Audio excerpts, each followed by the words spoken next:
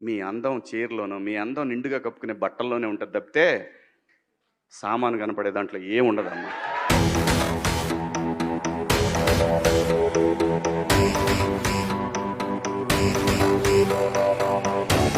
I'll say this many times. మరి ఇష్టం వాళ్ళది ఆయన చెప్పినంత మాత్రాన మనందరం వింటామా ఇది? నిన్న సాయంత్రం దండోరా ప్రీ రిలీజ్ ఈవెంట్. నమస్తే folks, welcome to my channel. Folks, కడుపు రగిలి మనసు నలిగిన వారి నోటి వెంట వచ్చేవి నిందలు, శాపాలు కాదు, కటిక వాస్తవాలు, పచ్చి నిజాలు. అసలు ఈ మాట చెప్పడానికి గల కారణం నటుడు శివాజీ విషయమే. కొందరు సెలబ్రిటీలు మైకు పట్టుకుంటే మాటలు అదుపులో ఉండవు, నోటికి ఎంత వస్తే అంత మాట్లాడేస్తుంటారు. తాము చెప్పదలుచుకున్నది మంచి విషయమే అయినప్పటికీ దాన్ని ఎలా చెబుతున్నామనేది కూడా చాలా ముఖ్యమనే చెప్పొచ్చు. ఇక వివరాల్లోకి వెళితే, తాజాగా నిధి అగర్వాల్ ఒక ఈవెంట్ లో వేసుకున్న బట్టలు ఆ తర్వాత ఆమెపై ప్రేక్షకులు ఎగబడి తాకరాని చోట తాకుతుండగా చాలా కష్టం మేరకే ఆమె బౌన్సర్లు ఆమెను కారులో కూర్చోబెట్టడం జరిగింది. ఇక ఈ ఇన్సిడెంట్ వైరల్ అవ్వడంతో అందరూ నిధి అగర్వాల్ డ్రెస్సింగ్ సెన్స్ పై కమెంట్స్ చేస్తూ మంచి బట్టలు వేసుకుని వస్తే ఇలా జరిగేది కాదు కదా అని తమ అభిప్రాయాల్ని చెప్పడంతో ఈ న్యూస్ వైరల్ అయింది. ఇక ఈ ఇన్సిడెంట్ ని దృష్టిలో పెట్టుకుని నటుడు శివాజీ సోమవారం జరిగిన దండోరా మూవీ ప్రీ రిలీజ్ ఈవెంట్ లో మాట్లాడుతూ, హీరోయిన్లు ఏ బట్టలు పడితే ఆ బట్టలు వేసుకుని బయటికి పోతే దరిద్రం అనుభవించాల్సి వస్తుందని, మీ అందం నిండుగా కప్పుకునే బట్టల్లో ఉంటుంది తప్పితే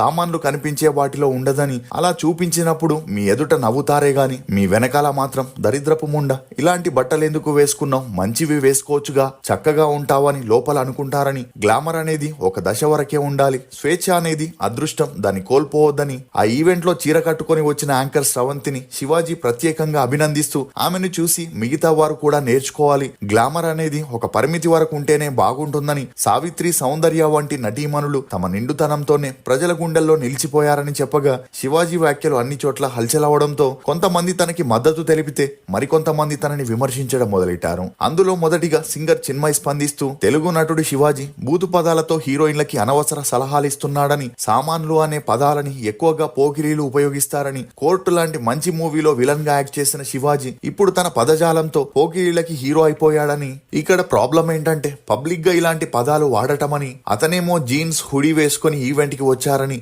అతను చెప్పిన దాన్ని బట్టి చూస్తే ధోతి కట్టుకుని భారతీయ సాంప్రదాయాన్ని అనుసరించాలని, ఒకవేళ ఉంటే బొట్టు మెట్టల్ని కూడా పెట్టుకోవాలని, మీ దృష్టిలో మహిళల్ని ఎలా చూస్తున్నారో అర్థమవుతుంది అని కౌంటర్ ఇవ్వగా, ఈమెకి తోడుగా యాంకర్ అనసూయ కూడా స్పందిస్తూ, తన శరీరం తన ఇష్టమని, ఇది కేవలం సెలబ్రిటీల రియాక్షన్ మాత్రమే కాదు, సమాజంలో ఇప్పటికే డ్రెస్సింగ్ ని బట్టి అమ్మాయిల క్యారెక్టర్ ని డిసైడ్ చేస్తారని, ఇప్పటికైనా ఇలాంటివి మారాలని అనసూయ చెప్పగా, ఈమె వ్యాఖ్యలు అన్ని చోట్ల వైరల్ అవ్వడంతో నటి ఇంద్రజ శివాజీకి మద్దతుగా నిలుస్తూ కొన్ని ఆసక్తికర కమెంట్లు చేసింది. అలా అమ్మాయిలు ఇంట్లో ఉన్నట్లే బయట కూడా ఉంటామంటే నడవదని, ఇబ్బందికరంగా డ్రెస్ వేసుకున్నప్పుడు ప్రశ్నల్ని ఎదుర్కోవాల్సి వస్తుందని, అలా భరిస్తామనుకుంటేనే ఇలాంటి డ్రెస్లు వేసుకోవాలని, అది నా బాడీ, నా ఇష్టం, నాకు నచ్చిన డ్రెస్ నేను వేసుకుంటానంటే అలాంటి బట్టల్లో జనాల మధ్యలో దిగిన వీడియోలని, ఫోటోలని సోషల్ మీడియాలో పెట్టడంలో నీకెంత హక్కుందో, నీ డ్రెస్సింగ్ అభ్యంతరంగా చీప్ గా ఉన్నప్పుడు దాని గురించి అడిగే హక్కు కూడా ఎదుటి వారికి ఉంటుందని, ఇంట్లో ఉన్నట్లే ఇంట్లో మాట్లాడినట్లే బయట ఉంటానంటే కుదరదని, పబ్లిక్ లో ఎలా ఉండాలనేది ఒక కోడ్ ఉంటుందని, నా ఇష్టం, నేను వేసుకుంటానంటే ఓకే గాని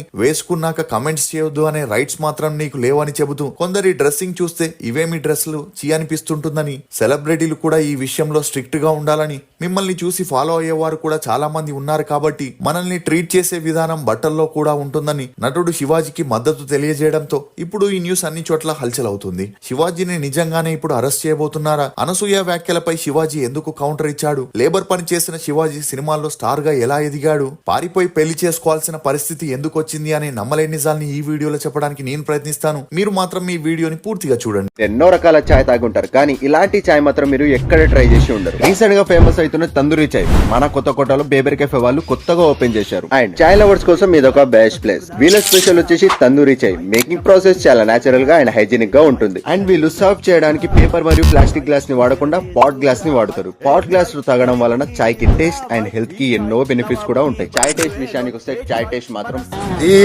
మన బేబర్ కెఫే వాళ్ళు తందూరి చాయ్ తో పాటు బేబర్ special tandoori chocolate chai, elaichi chai, tandoori coffee and masala chai కూడా సర్వ్ చేస్తారు. సో మన ఈ బిజీ లైఫ్ లో ఈవినింగ్ ఫ్రెండ్స్ ఫ్యాన్స్ తో టీ బ్రేక్ కి ఇదొక బెస్ట్ ప్లేస్. సో మీరు కూడా ఈ బేబర్ కెఫే ఫ్రాంచైజ్ తీసుకోవాలనుకుంటున్నారా? జస్ట్ 99,999 కి తందూరి కంటైనర్ తో పాటు టోటల్ సెటప్ చేసి ఇస్తారు. ఎటెందుకు స్క్రీన్ పైన ఉన్న నెంబర్ కి కాల్ చేసి ఇప్పుడే ఫ్రాంచైజ్ కోసం ఫుల్ డీటెయిల్ తీసుకోండి. ఇక వివరాల్లోకి వెళితే ఎప్పుడైతే తన డిగ్రీ పూర్తయిందో మంచి జాబ్ ని సంపాదించాలని తన డిగ్రీ సర్టిఫికేట్ ని పట్టుకొని 1992లో మళ్ళీ శివాజీ హైదరాబాద్ కి వచ్చి జాబ్ కోసం ట్రై చేశాడు. కానీ తన సర్టిఫికేట్స్ ని చూసి ఎవరు ఇతనికి జాబ్ ఇవ్వకపోయేసరికి మళ్ళీ ఒక ఫ్యాక్టరీలో లేబర్ గా జాయిన్ అయ్యాడు. అలా అక్కడ పని నచ్చక వచ్చే జీతం సరిపోక ఏం పని చేయాలో తెలియక సతమతం అవుతుండేవాడు. ఇక ఇలా ఉన్నప్పుడే తన బంధువు ద్వారా దూరదర్శన్ టీవీలో కొన్ని షోస్ కి ప్రొడ్యూసర్ గా ఉన్న సుబ్బారావు సుబ్బయ్య గారిని శివాజీ కలవడం జరిగింది. అలా మాటల్లో ఏదైనా పని ఉంటే ఇవ్వమని శివాజీ అడగ్గా అందుకు సుబ్బయ్య గారు అసిస్టెంట్ ఎడిటర్ గా వేకెన్సీ ఉందని వచ్చి జాయిన్ అవ్వమని చెప్పడం జరిగింది. అలా దూరదర్శన్ లో అసిస్టెంట్ ఎడిటర్ గా పనిచేస్తున్నప్పుడే అక్కడే డైరెక్టర్ గా పనిచేస్తున్న కాదంబరి కిరణ్ ని కలవడం,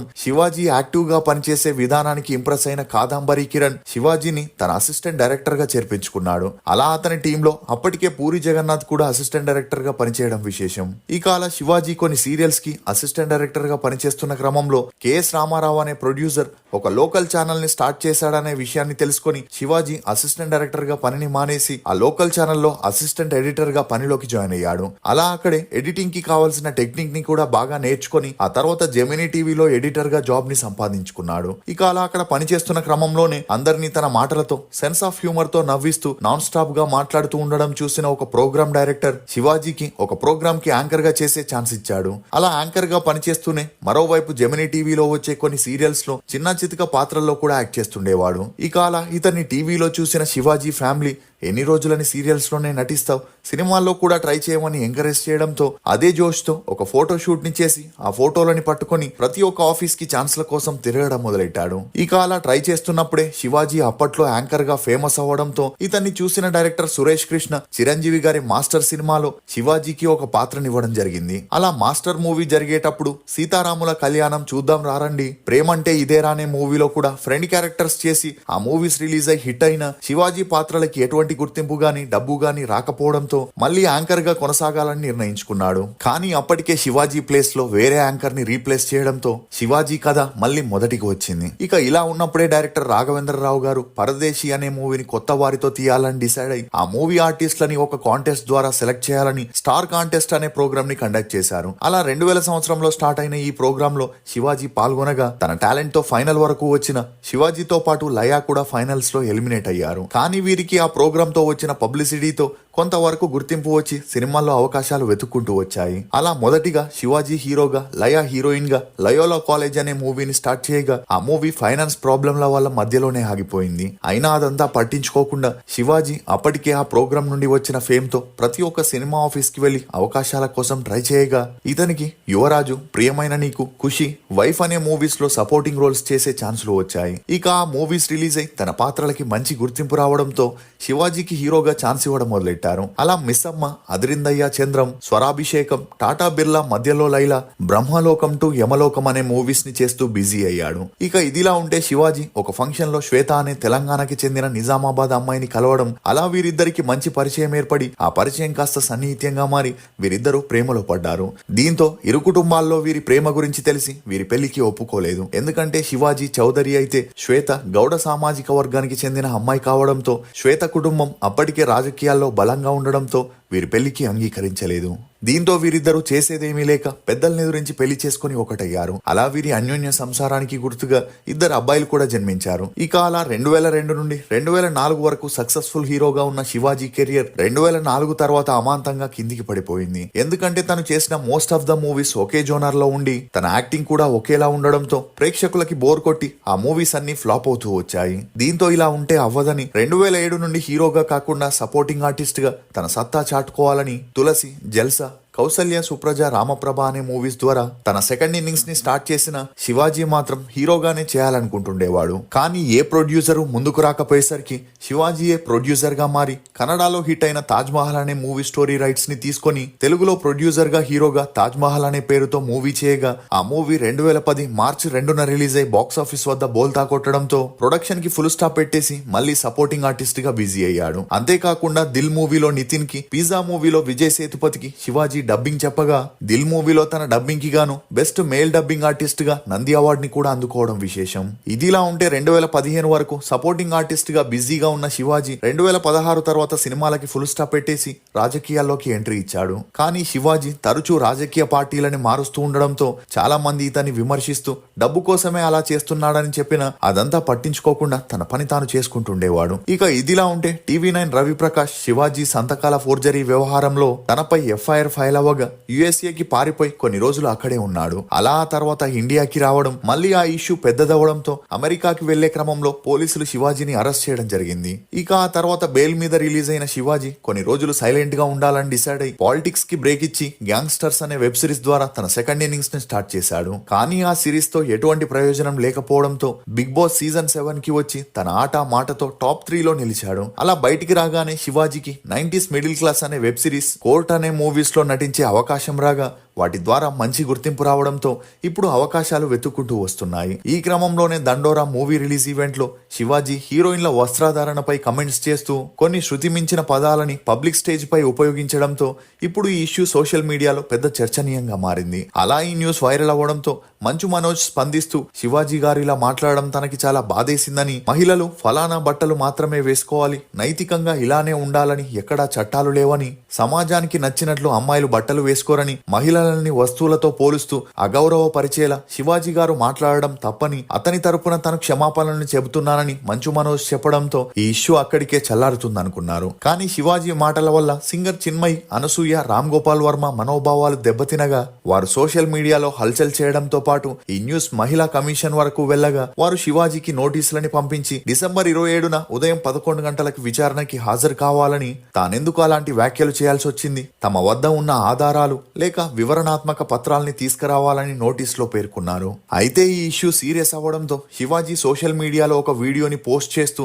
ఇటీవల పలువురు హీరోయిన్లు ఇబ్బంది పడిన సందర్భాన్ని ఉద్దేశిస్తూ దండోరా ప్రీ రిలీజ్ ఈవెంట్ లో తను మాట్లాడాడని, 4 మంచి మాటలు చెబుతూనే 2 అసభ్య పదాలు ఉపయోగించాడని, వాటి వల్ల ఎవరి మనోభావాలైనా దెబ్బతింటే క్షమించాలని, తను మాట్లాడింది అమ్మాయిలందరినీ ఉద్దేశించి కాదని, అలా బట్టలేసుకునే హీరోయిన్లు బయటికి వెళ్లేటప్పుడు మంచి బట్టలు వేసుకుని ఉంటే వారికి అలాంటి ఇబ్బంది ఉండేది కాదేమో అనే ఉద్దేశమే తప్ప ఎవరినీ కూడా అవమానపరచాలని కాదని, ఏదేమైనా ఆ 2 అసభ్య పదాలు దొర్లినందుకు మనస్ఫూర్తిగా క్షమాపణలు చెబుతున్నానని, తన 30 ఏళ్ల సినీ జీవితంలో ఎన్నడూ అలా మాట్లాడలేదని, రాజకీయాల్లో కూడా ఏ రోజు ఎవరిని ఒక చిన్న మాట కూడా అనలేదని, ఈ 2 పదాలకి ఉమెన్ కమిషన్ వరకు వెళ్లాలా, తనకంటూ పెద్ద పదాలు ఇండస్ట్రీలో ఎవరు వాడలేదా అని శివాజీ ప్రశ్నిస్తూ తన స్టేట్మెంట్ కి మాత్రం కట్టుబడి ఉంటానని చెప్పుకొచ్చాడు. దీంతో ఆ విచారణ తర్వాత ఈ ఇష్యూకి ఎలాంటి ముగింపు పడుతుందో అని అందరూ ఆతృతగా వెయిట్ చేస్తున్నారు. మీరు శివాజీ చేసిన వ్యాఖ్యలపై ఏమనుకుంటున్నారో మీ అభిప్రాయాన్ని కమెంట్ సెక్షన్ లో తప్పకుండా తెలియజేయండి. ఫోక్స్, డబ్బుని పొదుపు చేసేవాడు జీవితంలో ఎదుగుతాడు, మాటల్ని అదుపులో వాడేవాడు సమాజంలో ఎదుగుతాడు. ఇది ఫోక్స్ నటుడు శివాజీ గురించి కొన్ని నమ్మలేని నిజాలు. ఈ వీడియో మీద మీ అభిప్రాయాన్ని కమెంట్ సెక్షన్ లో తప్పకుండా తెలియజేయండి. మేము చేసిన ఈ వీడియో మీకు నచ్చినట్లయితే ఒక లైక్ ద్వారా మీ సపోర్ట్ ని మాకు తెలియజేయండి. For more interesting videos please subscribe to CR voice.